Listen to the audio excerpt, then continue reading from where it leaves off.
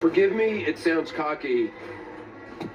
He hypnotized me and opened my eyes. Oh. Just keep going. Strap in, Swifties, the Taylorverse is doing cardio again. First up, Sydney Sweeney goes full fangirl, reminding everyone that even $40 million stars can melt into a puddle when Taylor's name drops. And then, CNN's Anderson Cooper gets ambushed by Taylor's cheeky lyrics on live TV and basically short circuits in real time. Girls, I don't need to catch the bouquet to know.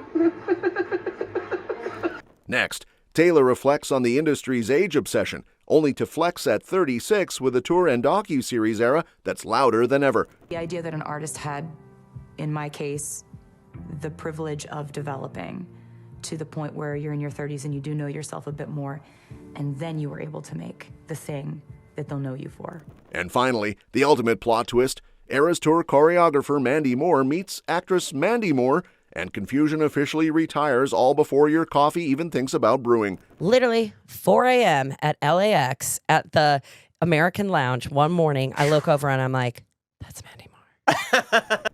Taylor Swift, the one who's basically a walking, singing global event, is having a full-on fangirl moment over Sydney Sweeney. And honestly, that's the kind of celeb universe plot twist that makes the internet feel alive again.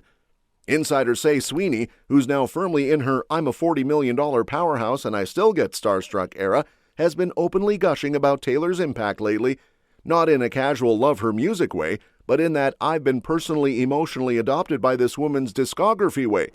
Sydney's been talking about how Taylor's music somehow manages to pull literally every generation into the same vibe. Grandparents, parents, teens, and even people who swear they don't listen to pop, but somehow know every word to Cruel Summer. You know the type. And it's not just Sydney. Word is Amanda Seyfried had the same reaction when a Taylor track popped up somewhere unexpected. The kind of reaction where you scream, flail, and instantly regress into your teenage self like you just got front row tickets and a friendship bracelet.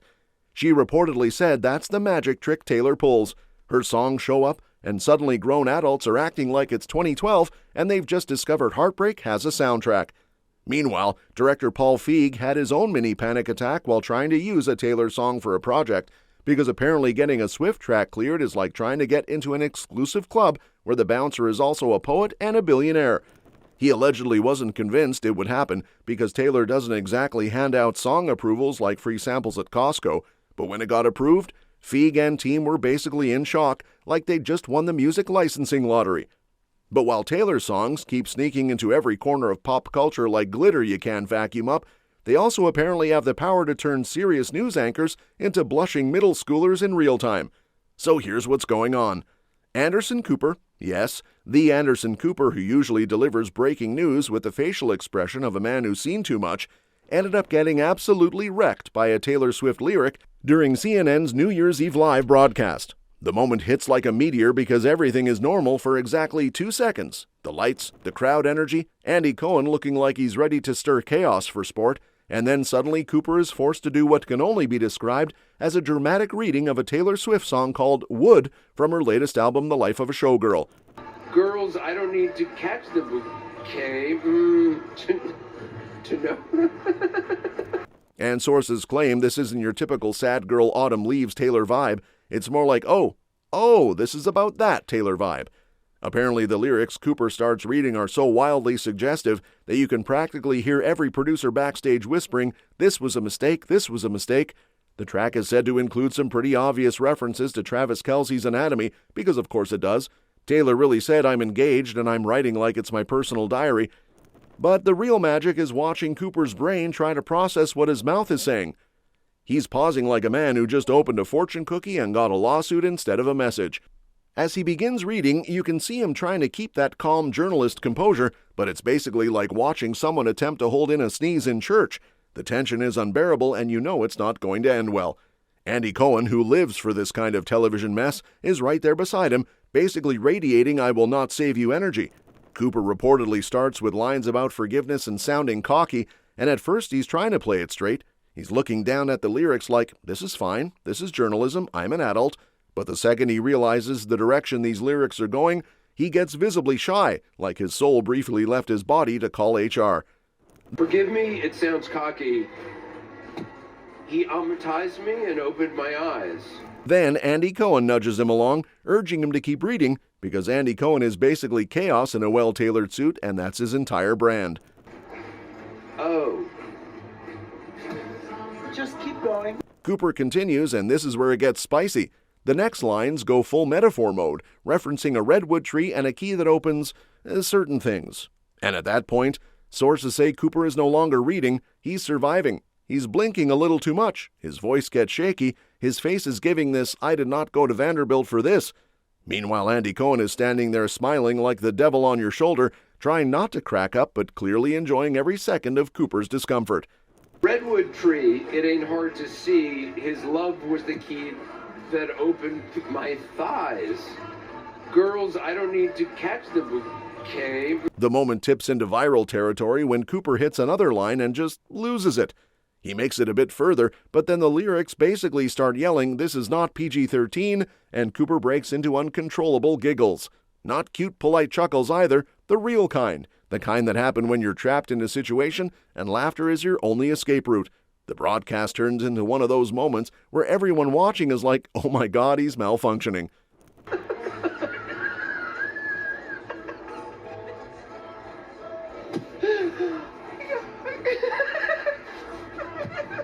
And honestly, after watching a grown man short circuit on live TV over a Taylor Swift lyric, it feels only right that the next plot twist is Taylor herself casually proving the entire entertainment industry wrong like it's a hobby.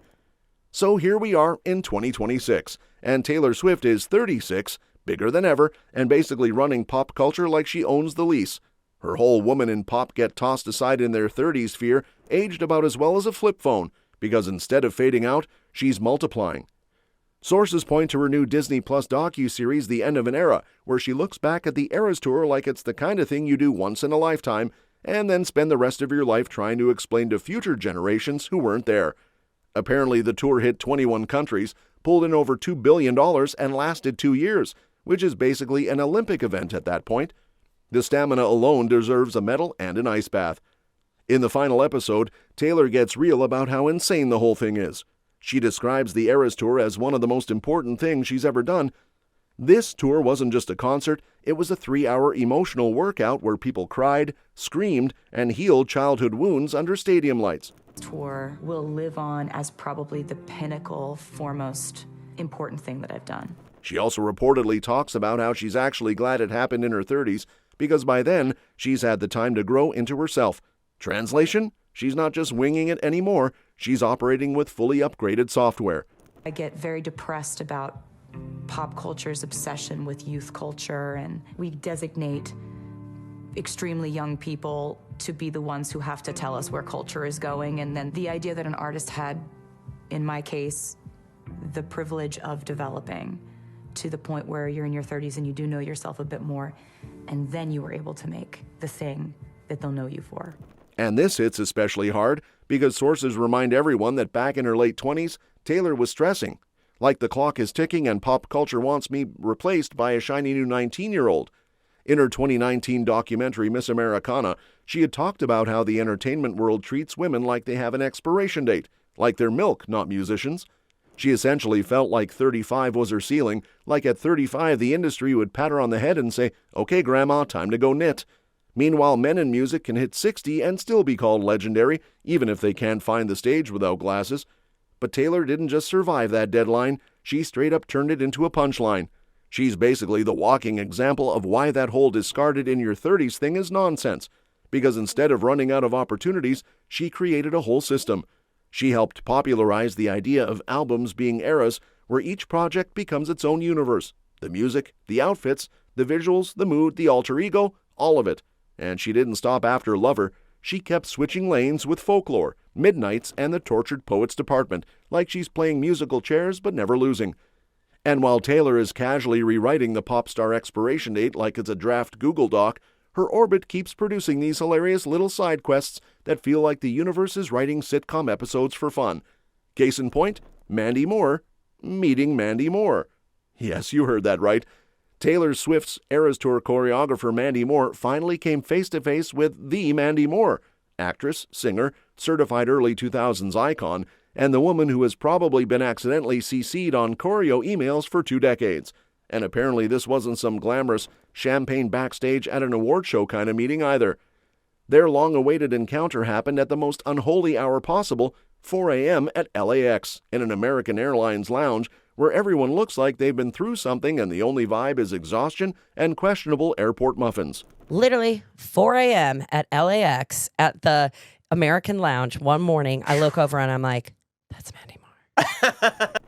This was years in the making. The choreographer Mandy had basically been living in a real-life identity mix-up movie, getting confused for the actress Mandy for ages.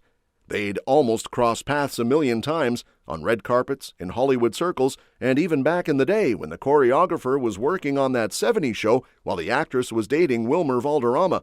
Like, imagine being in the same universe that often and still not meeting, just narrowly missing each other like two NPCs in different parts of the map. We were supposed to meet so many times, like literally so many times. I did an episode of that '70s show when she was dating the guy who played Fez. We were on set together. Everyone's like, you have to meet each other.